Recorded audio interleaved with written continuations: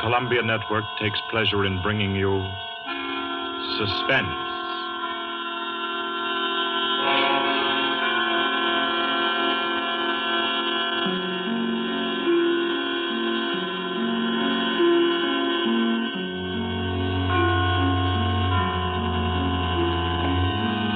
Suspense, Columbia's parade of outstanding thrillers, produced and directed by William Spear and scored by Bernard Herrmann. The notable melodramas from stage and screen, fiction and radio, presented each week to bring you to the edge of your chair, to keep you in suspense.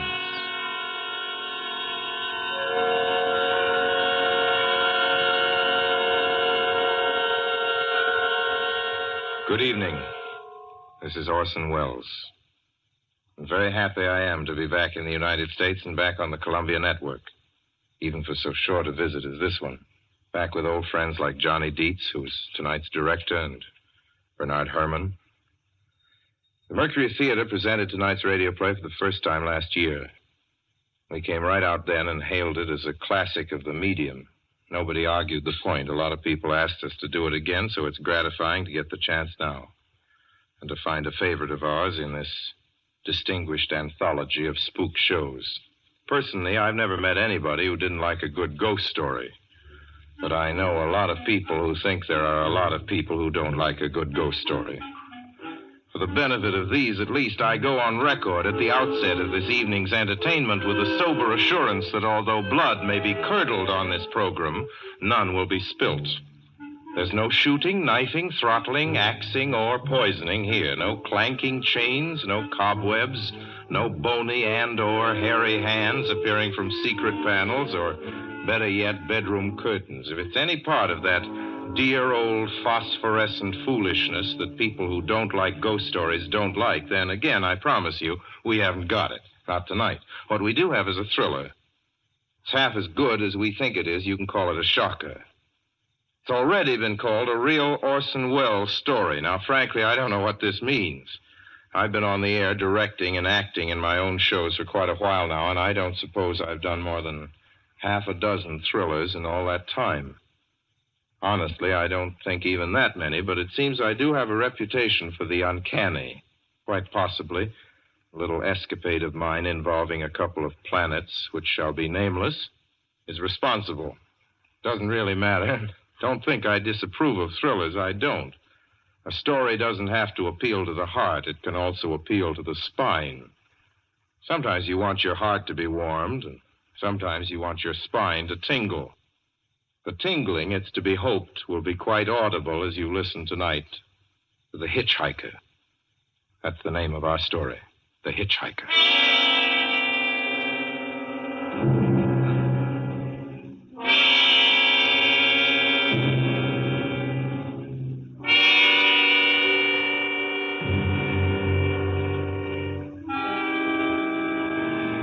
I'm in an auto camp on Route 66, just west of Gallup, New Mexico. If I tell it, perhaps it'll help me. Keep me from going crazy. I gotta tell this quickly. I'm not crazy now. I feel perfectly well, except that I'm running a slight temperature. My name is Ronald Adams. I'm 36 years of age, unmarried, tall, dark, with a black mustache. I drive a 1940 Buick, license number 6Y175189. I was born in Brooklyn. All this I know. I know that I'm at this moment perfectly sane. That it's not me who's gone mad. It's something else. Something utterly beyond my control. I've got to speak quickly. At any minute, the link may break. This may be the last thing I ever tell on Earth. The last night I ever see the stars. 6 days ago, I left Brooklyn to drive to California. Goodbye, son. Good luck to you, my boy. Goodbye, Mother. Here, give me a kiss, and I'll go. I'll come out with you to the car. Oh, no, it's raining. Stay here at the door. Oh. Hey, what's this? Tears? I thought you'd promised me you wouldn't cry. Oh, I know, dear. I'm sorry. But I do hate to see you go. I'll be back. It'll only be On the coast 3 months? Oh, it isn't that. It's just the trip. Ronald, I wish you weren't driving. Oh, Mother, there you go again. People do it every day. I know, but you'll be careful, won't you? Promise me you'll be extra careful. Don't fall asleep or drive fast or pick up any strangers on the road. Oh, gosh. I think I was still 17 here, you told. Oh.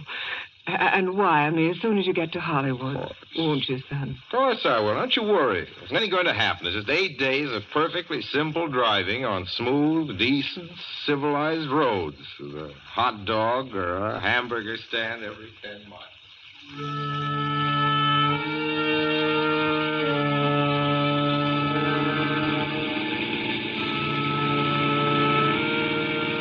I was in fine spirits. The drive ahead of me, even the loneliness, seemed like a lark. I reckoned without him. Crossing Brooklyn Bridge that morning in the rain, I saw a man leaning against the cables. He seemed to be waiting for a lift. There were spots of fresh rain on his shoulders. He was carrying a cheap overnight bag in one hand. He was thin, nondescript, with a cap pulled down over his eyes. I would have forgotten him completely, except that just an hour later, while crossing the Pulaski Skyway over the Jersey Flats, I saw him again. At least, he looked like the same person. He was standing now with one thumb pointing west. I couldn't figure out how he got there, but I thought probably one of those fast trucks had picked him up, beaten me to the Skyway, and let him off. I didn't stop for him. Then late that night, I saw him again. It was on the new Pennsylvania Turnpike between Harrisburg and Pittsburgh. It's 265 miles long with a very high speed limit. I was just slowing down for one of the tunnels when I saw him, standing under an arc light by the side of the road. I'd seen quite distinctly the bag, the cap, even the spots of fresh rain spattered over his shoulders. He hallooed at me this time. Hello! Hello! I stepped on the gas like a shot. It's lonely country through the Alleghenies, and I had no intention of stopping. Besides, the coincidences, or whatever it was, gave me the willies. Stopped at the next gas station.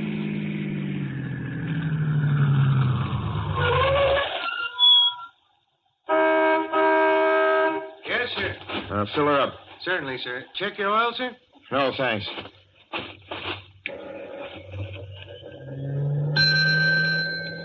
Nice night, isn't it? Yes. It hasn't been raining here recently, has it? Not a drop of rain all week. Oh? Oh, I suppose that doesn't done your business any harm. Oh, people drive through here all kinds of weather. Mostly business, you know. There aren't many pleasure cars out on the turnpike this season of the year. I suppose not. What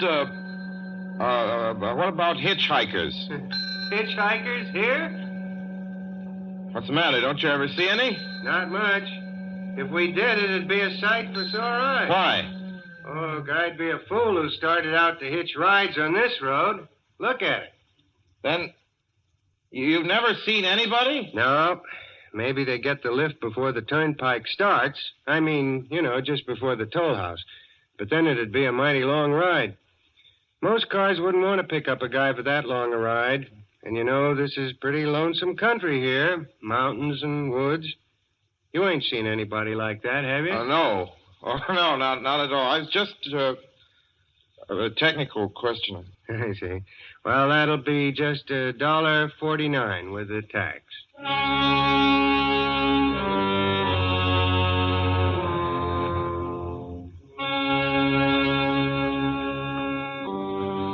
Gradually passed through my mind as sheer coincidence. I had a good night's sleep in Pittsburgh. I didn't think about the man all next day until just outside of Zanesville, Ohio, I saw him again. It was a bright, sunshiny afternoon. The peaceful Ohio fields, brown with the autumn stubble, lay dreaming in the golden light. I was driving slowly, drinking it in, when The road suddenly ended in a detour. In front of the barrier, he was standing. Now, let me explain about his appearance before I go on.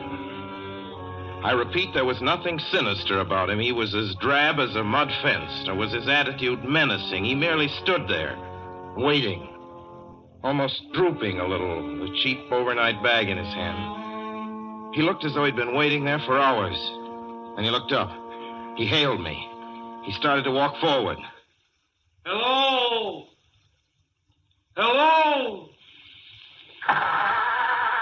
Hello? No, not just now. Sorry. Going to California? No, not today. The other way, going to New York. Sorry.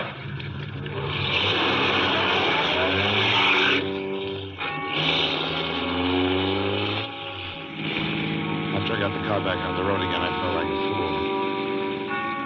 Yet the thought of picking him up, of having him sit beside me, was somehow unbearable. At the same time, I felt more than ever unspeakably alone.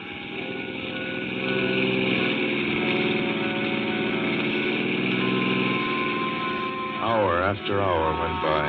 Fields, the towns ticked off one by one. The light changed. I knew now that I was going to see him again. And though I dreaded the sight, I caught myself searching the side of the road, waiting for him to appear.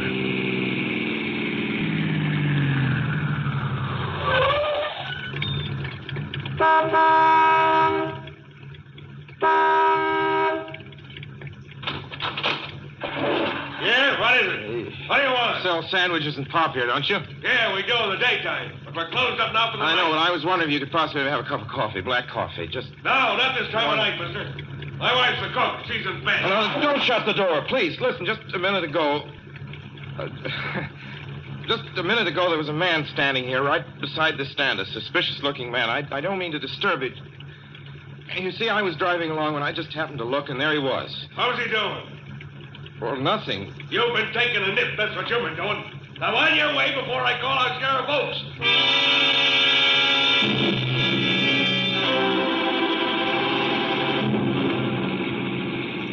I got into the car again and drove on slowly. I was beginning to hate the car. If I could have found a place to stop, to rest a little. I was in the Ozark Mountains of Missouri now. A few resort places there were closed, only an occasional log cabin, seemingly deserted. That's all that broke the monotony of the wild, wooded landscape. I had seen him at that roadside stand. I knew I'd see him again. Maybe at the next turn of the road. I knew that when I saw him next, I would run him down.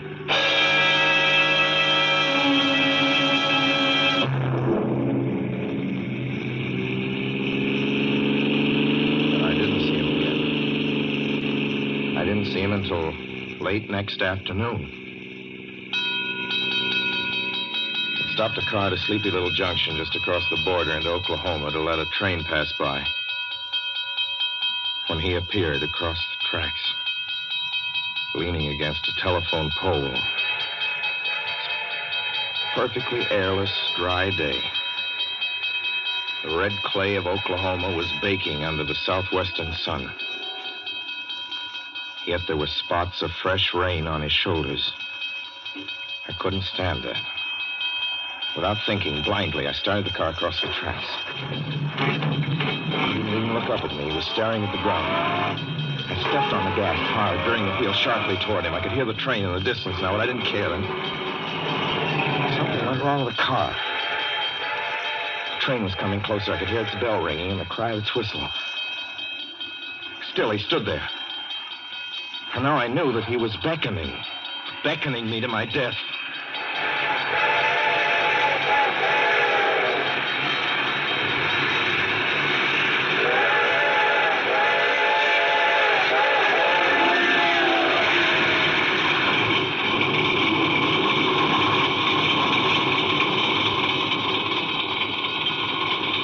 Well, I frustrated him that time. The starter worked at last. I managed to back up. When the train passed, he was gone. I was all alone in the hot, dry afternoon.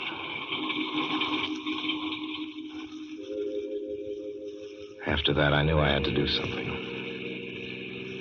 I didn't know who this man was or what he wanted of me. I only knew that from now on, I mustn't let myself alone on the road for 1 minute. Hello there. Like a ride? Well, what do you think? How far are you going? Where do you want to go? Amarillo, Texas. I'll drive you there. Gee.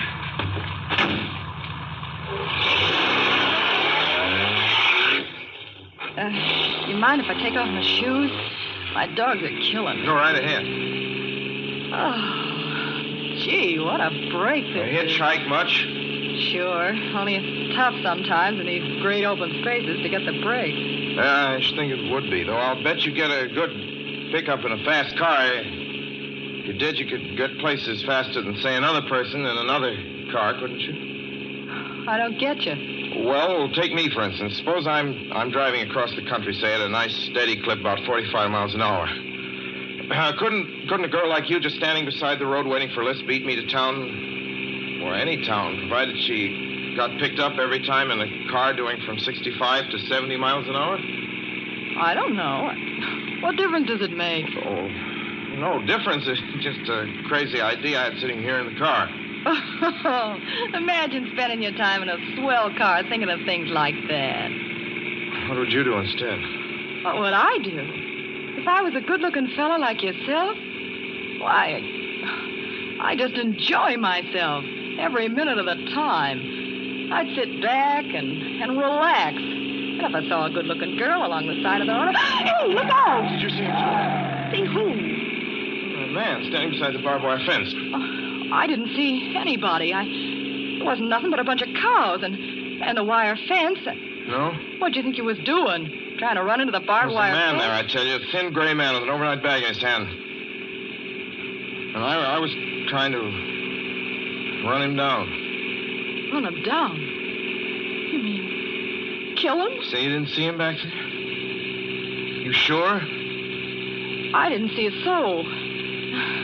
As far as that's Watch concerned... for him the next time and keep watching. Keep your eyes peeled on the road. He'll turn up again.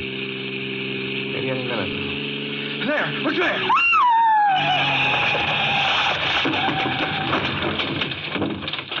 How does this door work? I'm getting out of See here. him that time? No, I didn't see him that time. And personally, mister, I don't expect never to see him. All I want to do is go on living. I don't see how I will very long, driving with you. Oh, I'm sorry. I don't know what came over me, but please don't go. So if you'll excuse me... You can't go. Listen, how would you like to go to California? I'll drive you to California. Seeing pink elephants all the way? No, thanks. Thanks just the same. Listen, please, just 1 minute, please. You know what I think you need, big boy? Not a girlfriend. Just a good dose of sweet... Please. There. I got it now. No, you can't go. Please, come Your back. hands off me. Do you hear? Leave your hands off...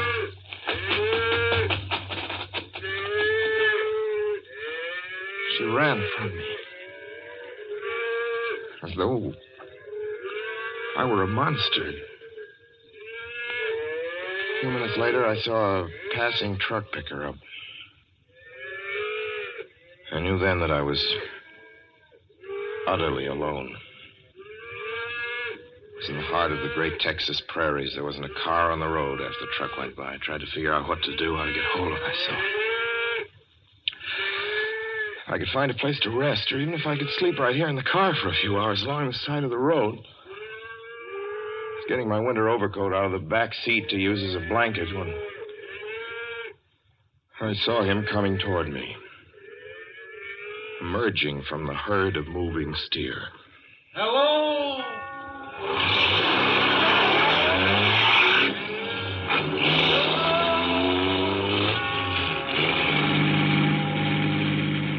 Maybe I should have spoken to him then. Fought it out then and there.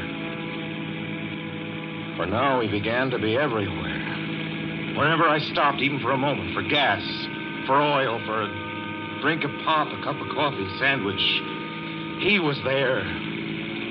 I saw him standing outside the auto camp in Amarillo that night when I dared to slow down.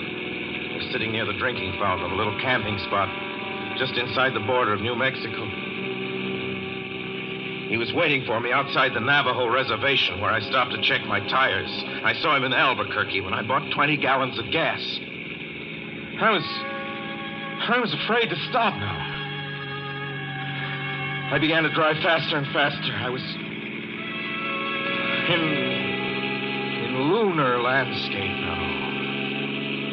The great arid mesa country of New Mexico. I drove through it with the indifference of a fly crawling over the face of the moon. Now he didn't even wait for me to stop. Unless I drove at 85 miles an hour over those endless roads, he waited for me at every other mile. I'd see his figure, shadowless, flitting before me, still in its same attitude, over the cold, lifeless ground, flitting over dried-up rivers, over broken stones cast up by old glacial upheavals, flitting in that pure and cloudless air. I was beside myself when I finally reached Gallup, New Mexico this morning. There's an auto camp here. Cold, almost deserted this time of year. I went inside and asked if there was a telephone.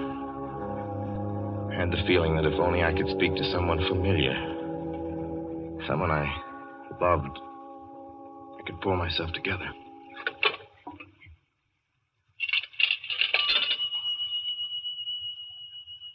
Your call, please. Long distance. Long distance, certainly. This is long distance. I'd like to put in a call to my home in Brooklyn, New York. I'm Ronald Adams. The number is Beechwood 200828.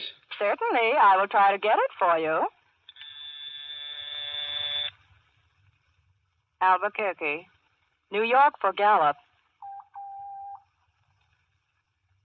New York. Gallup, New Mexico, calling Beechwood 20828. I'd read somewhere that love could banish demons. It was the middle of the morning. I knew Mother'd be home. I pictured her tall and white-haired in her crisp house dress, going about her tasks. Be enough, I thought, just to hear the even calmness of her voice. Will you please deposit $3.85 for the first 3 minutes? When you have deposited $1.50, will you wait until I have collected the money?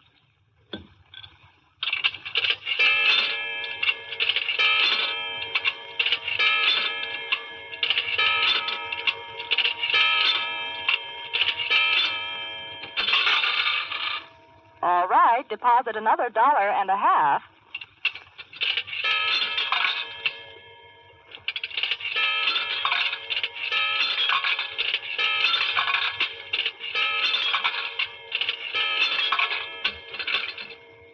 Will you please deposit the remaining 85 cents?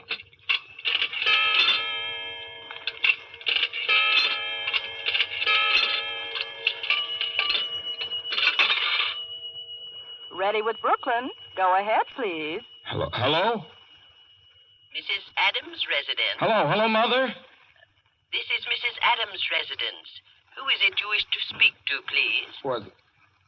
Who's this? This is Mrs. Whinney. Mrs. Whinney? I don't know any Mrs. Whinney. Is this Beechwood 20828? Yes? Where's my mother? Where's Mrs. Adams? Mrs. Adams is not at home.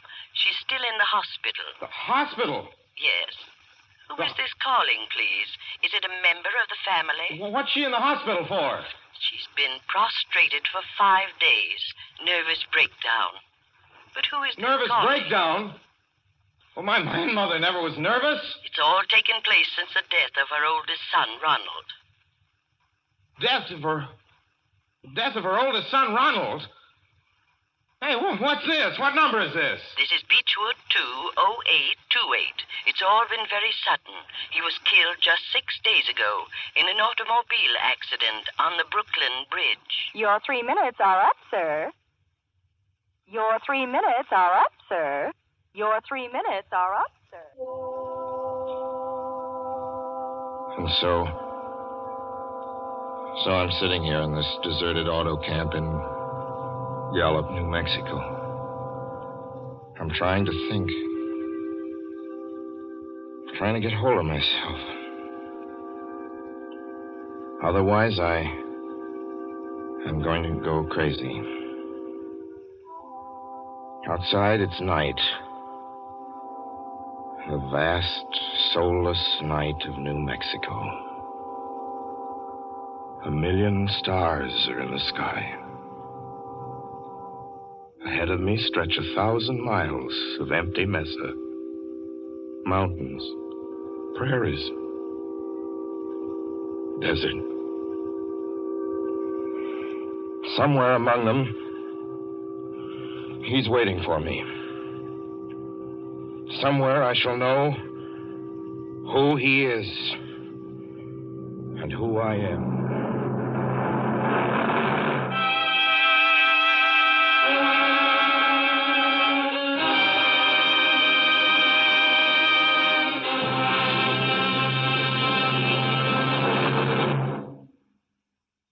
So ends The Hitchhiker, and to Orson Welles our considerable thanks for his playing of the title role.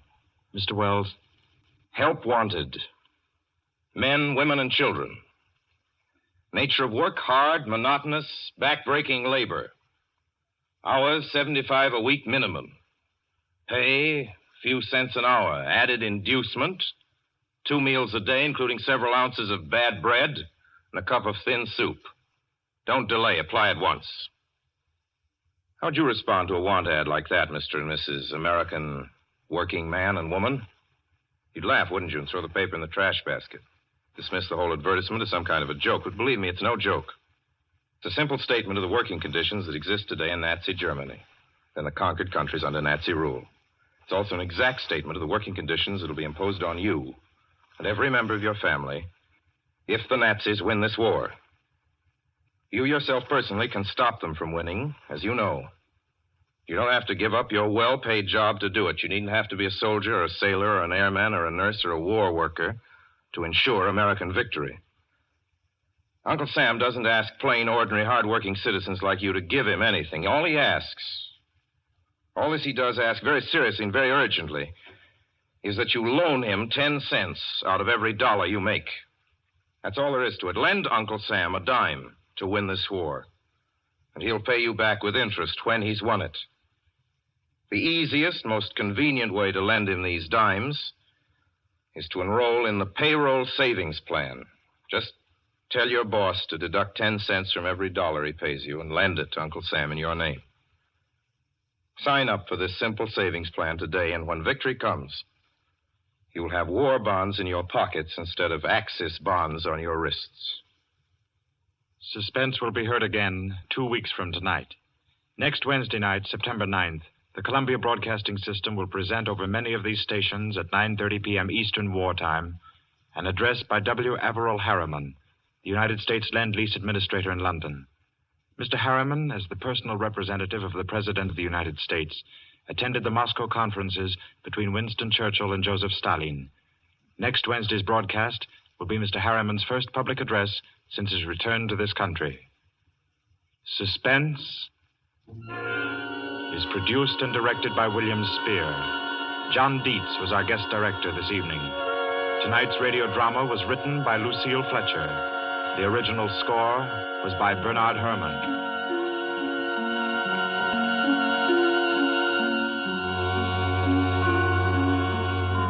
This is the Columbia Broadcasting System.